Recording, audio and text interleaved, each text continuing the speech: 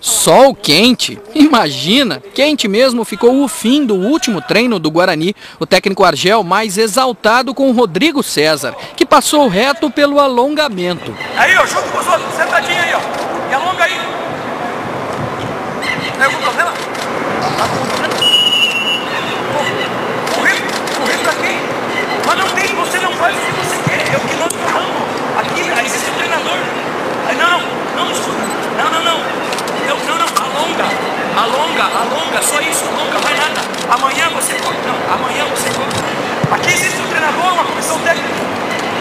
Faz o que eu mando. Jogamos quarta-feira, tu quer correr hoje? Não, amanhã às 4 você corre bastante. Então a gente fez um treino hoje curto, um treino só de posicionamento. E o Rodrigo César queria correr depois. E a gente explicou para ele que ele vai correr amanhã às 4 horas contra o Atlético. O jogador aqui dentro do Guarani vai fazer o que a comissão técnica mandar. E o que o treinador determinar. Então o jogador não vem aqui e escolhe o treinamento que ele vai fazer, a hora que ele vai fazer, não.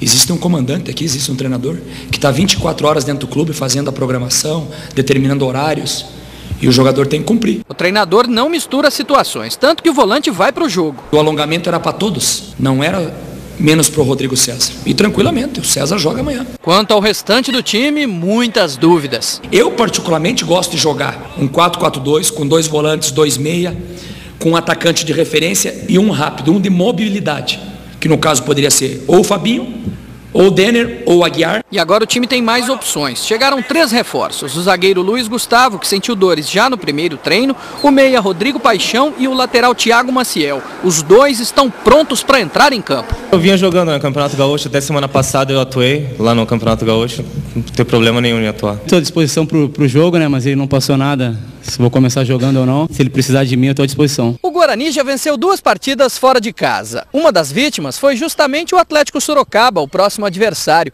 que deve estar louco por uma vingança. Lá, eles não podem nem ouvir falar em um tal de Marcos Denner. Ele marcou os 2 gols da vitória bugrina, um visitante daqueles mais chatos que decretou a primeira derrota do Atlético no campeonato e no próprio estádio.